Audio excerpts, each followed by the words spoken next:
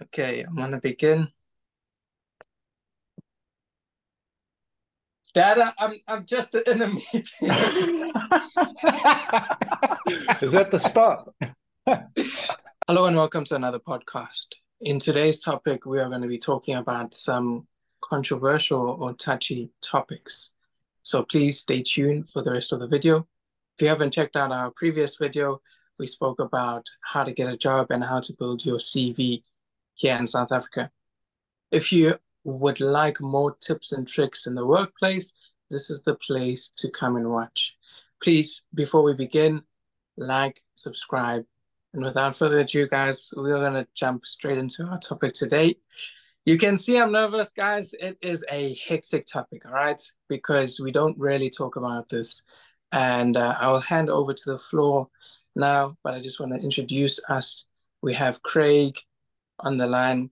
Say hello, Craig. Hello, Craig. And hello, Letu. Hello, Letu. And as you on the panel, we are all men. The topic for today is men in the workplace, our image, our expectations of masculinity, how we're supposed to come across, are we ourselves at work? Is there a work environment that caters for us specifically? Without further ado, guys, I'm going to hand you over to the floor. I'm going to start with the very first question, and that is, how would you describe the overall workplace culture when it comes to you in the workplace? Do you have challenges that you face as a man? Do you try and meet masculinity expectations? Over to you. I don't think so much masculinity expectations. I mean, if you think about the workplace, you got to think about it in various stages. You've got the boardrooms, you've got the floor. I mean, sitting in a boardroom, it's normally who's got the biggest, you can edit this out, but who's got the biggest on the block? It is something that's always been from a man's perspective, and I think for a woman it's a lot more challenging, and it's not a factor of strength, it's not a factor of anything from that, it's just coming from asserting yourself. And I think for a lady it is a lot more harder to assert themselves in that sense. But also, I mean, I read an article once where it was actually saying a lot of men actually fear a woman boss. Surprising, but true. So to me, the workplace in that it's pretty much the same. Male, female, everybody being together and all of that. But there is a lot of things that you have to be very cognizant of. You cannot be joking. I mean, if it's just guys in that, you know how we carry on. We will get very guttery, I can call it that. You've got to be careful of that. You've got to be very wary of that. Women are a lot more emotional. You've also got to be wary of that portion. I'm not saying that they're weak and all of that type of stuff. I'm not saying that. But what I am saying is there's a lot more emotions that actually come out of from the female workspace. I can give you an example of working on a floor with 80 women. There was 2 men, myself and the manager. And sure, the catfights. You saw a lot of catfights between the women and all of that. And you could sense the presence of all the ladies in that in comparison to them being all males. It's 2 different environments. You have to tread a little bit more carefully in that environment itself. So there is a difference, but there isn't a difference, if I could put it that way. It sounds very confusing, but to me, that's what it is. Yeah, I think a lot of it is, depending on the industry, of course, the culture is sort of suited for men, the workplace sometimes, where, as you had mentioned, Craig, I mean, how we speak as men differs a lot from how women would communicate things. Yeah, 2 of you guys, one is married and the other is getting married. You would understand the whole dynamics of trying to communicate something to a woman can be a bit tricky. Really, what I'm trying to say is that we communicate differently, right? Men have a way of communicating and women have a way of communicating. And in an environment where the culture is more biased to men and how they communicate, it does require for men who's working with women a lot to then recognize that I cannot speak to the way I speak to Craig. I cannot say the exact same way as I would say to a female, right? I would have to watch my words as well. And so I think it does create a sense of walking on eggshells, right? It does create a sense of I need to be careful in how I present myself. Whereas with men, you would be more, look, he understands, right? He understands. We sort of speak the men language type of thing. And so it does bring a sense of awareness. You need to be aware of your environment. And I think another thing as well, with the culture that we have now of which is great. I think it is a great culture to have where we have more freedom of bringing grievances forward. All right. I think in the workplace there has been that change where we can bring grievances forward. We are free to actually say, look, I have a problem with such and such situations. But that also brings a sense of being uncomfortable, a sense of being uncomfortable in the manner of, I don't want to say something that might be tomorrow could be seen as something very offensive, whereas in terms of intention, it was not intended to be offensive. And so it does create that I need to be cautious in what I say and what I do constantly. Yeah. I think also for us, just genetically, we don't want to admit that we're weak. So you don't want to get to that emotional aspect of, yeah, but you're doing this to me. It's not a viewpoint that we have within our lives. Yeah. It's not something we feel. Yeah. We feel, Agreed. but don't show. Like men don't cry. It's once there, a year. but it's there. We all agree we only cry once a year. That's it. Cat videos or dog videos online. So everything that we've been building up, and we find something cute online or something sad online, that's when it comes out. Guys, I know that we've been talking about the workplace and, some of the challenges that we've come across, but do you think there's a lot of pressure on us to be a breadwinner, to continually move up in the line of work? Is there more pressure on us? What would you say about that? I think, to be honest, if you're in a relationship with a woman and all of that, you're actually two pillars moving forward. And I actually think women drive you more. They drive you more. They've got a lot more drive than what us men have. Look, you get certain men that's got a lot of drive within themselves, but I think at the back end of it, women drive us to be better in a big way. Relationship wise, in a work status wise, I think we're actually all just pretty much the same. You're not really feeling that drive from that woman and that. And I mean, as Letu was saying, speaking to another male colleague, you can call him an idiot and say, what are you doing? Why aren't you doing it this way?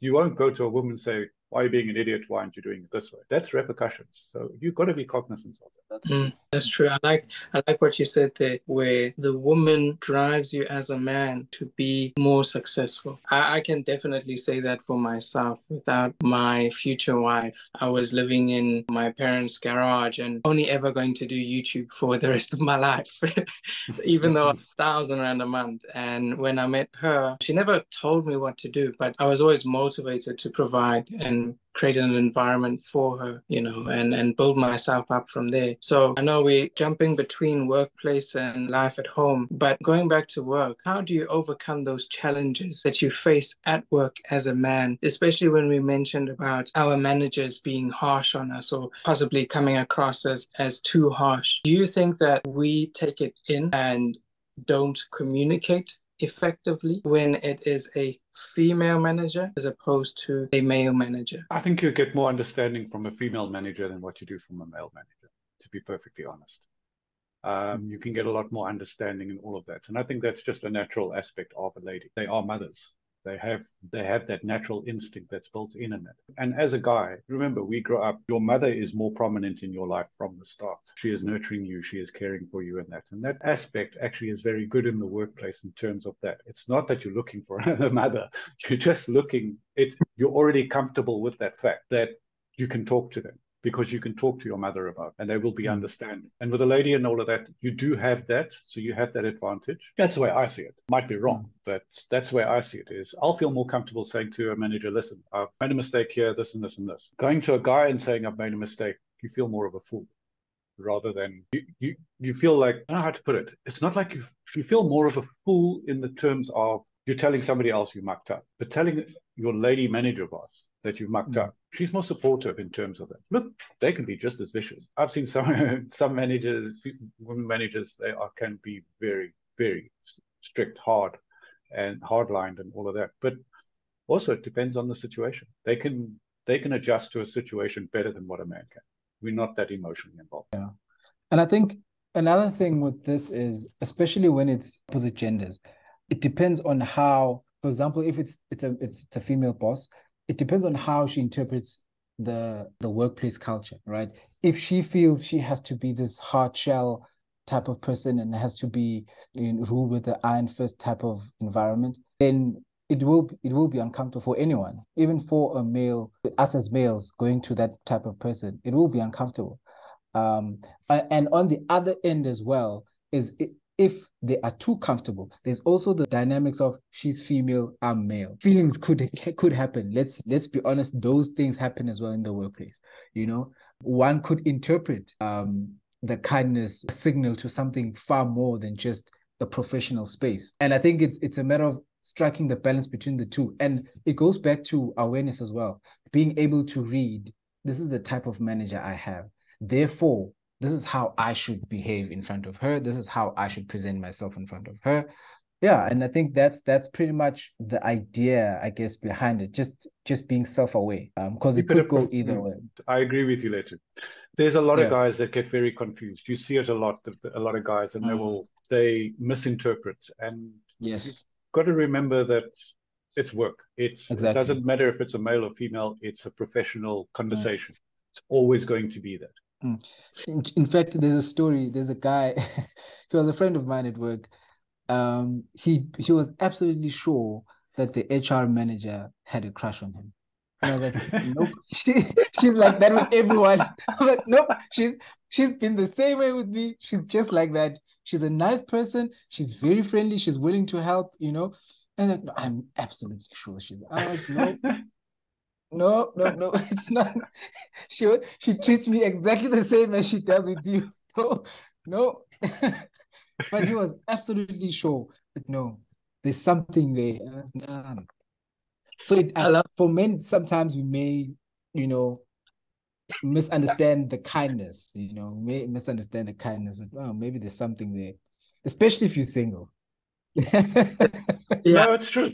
I think a single male is always more attentive to getting attention. So it's not, I'm not saying it's a warning sign, but it is a caution sign.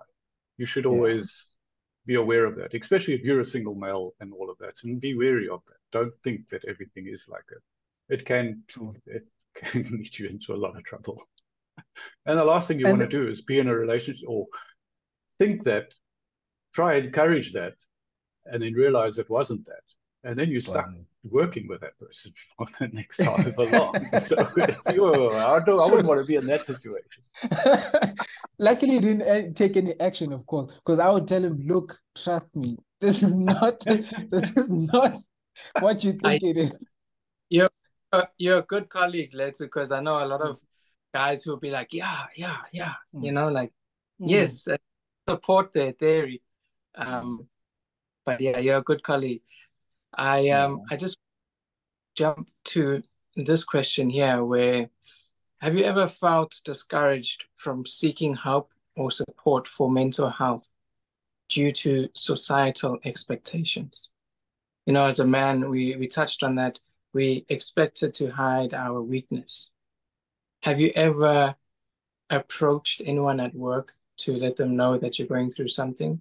And have you ever been supported through that? For me personally, no. And largely, yes, it is based on how society sees us as men, yes. Me being Zulu, I think perhaps this is my biased opinion that this is even more in our culture where you have to present yourself as a very strong man. If you are all touchy-feely and worried about your emotions, you're not seen as a man worthy to have a family type of situation. So yes, I would say my opinion is based on that as well, that I don't necessarily I wouldn't share if I had any particular situation that is difficult, especially in the workplace. Usually the response that I would have personally is to find a way myself, you know, find what solution is it. And sometimes the solutions have been rather leave the workplace, rather leave the environment. If I see that there's really no other solution, if I cannot distance myself, depending on what it is, if I cannot distance myself while still in the work environment, then usually my solution is then, remove yourself from that situation, you know. But having to deal with it in terms of I took offense and now I'm taking it further in terms of grievances and doing all of that. Yeah, it has never been. You always feel, in fact, even in high school, it was the type of thing of if you went and told your mom, if you were fighting in school and you told your mom, you've technically lost the fight because now you've brought in an adult. Now you're the weak one because you brought in everyone else. You had to fight. If you lose, take that, you lost, and then move on with life, you know. And so I think that has gone into the workplace as well. You don't call the boss, you don't tell someone else about the issues you have, then you seem like the weak Yo, guy. I had such an like you could say embarrassing experience at my workplace, right? So this was the first month that after I got hired. So I'm on my probation period, and I was in my office. I received a phone call from my future wife, and it was really devastating news. And I started crying. Yo, does the boss not walk in? Everyone else is there. I'm like, they didn't see me crying because I was in the corner trying to wipe my tears, trying to go like this, you know. Yeah. And he wanted to talk to me, but now I can't stop crying. You know, I'm just crying and crying, and crying. So he put the stuff on the desk and said, you know, he went. So I, I think there's this internal dialogue in our, you know, heads that, oh, if we are seen crying, that we are weak, we can't express emotion, you know, all of that. But after that, I mean, they gave me the day off. They said, you know, just um relax, you can go home and all of that. I think we build up that barrier as well in our head that, oh, if they see me, maybe I'm gonna get fired because it's my preparation month for crying, you know. But Mhm. not the case. We build up these own barriers and think that we can't express ourselves. Sure, I mean, if you're crying every day at work and not able to do work, I mean, that's, you know, do go and seek help and then build yourself up from there. But yeah, I think just starting that conversation as well, which leads to mental health. Now, you know, we could make a whole video about mental health, but I just want to briefly touch on it. Have you ever experienced, you know, going through some very rough times at work? How do you compartmentalize situations and say, I'm at work, this is work time, this is what I do, and then you just leave the sadness or the you know, the rough patches for later, because I feel that that's what we do as men most of the times. Work is a good substitute to hide everything else. You Yeah. focus on that. Remember, we focus on boxes, tunnel vision, Yeah. sort this, and then go to that, and then go to that. So yeah, work is a distraction. A lot of guys will work into that and use that as a distraction from the problems that they actually have. I do feel that does happen. But I also know a lot of companies and that have got your wellness centers and they've got the careways and they've got all of that. So that is available to a lot of people and it should be used. You should never, male, female, you need help, get help. You feel that you need the help, get the help. I think as Definitely. well, not just having the facility, I don't think that's enough, so to say. I think there needs to be some sort of, I guess, campaign to encourage people. Because I mean, with us, like what I was saying with myself now, I would never go there willingly, you know. Mm. I would never just, even though I see, okay, there is channels for that. I myself wouldn't say, okay, today I'm going there, you know. I would stick to what I know best and what, well, no matter how unhealthy it may have been, but I'll stick to my ways of this is how I deal with things. This is how I would cope with such, as you would say, as you were saying, Craig, that we work in boxes. And so if it's something that's at home, when I get to work, I'm at work. I don't think about it. I'll think about it when it's time for that box, you know. So I think apart from just having those facilities, I think there's another journey. There's a gap in between us as men going from that. I think it's a long journey from your office to that facility. It's a long. It's not just 10 steps away. It's years away.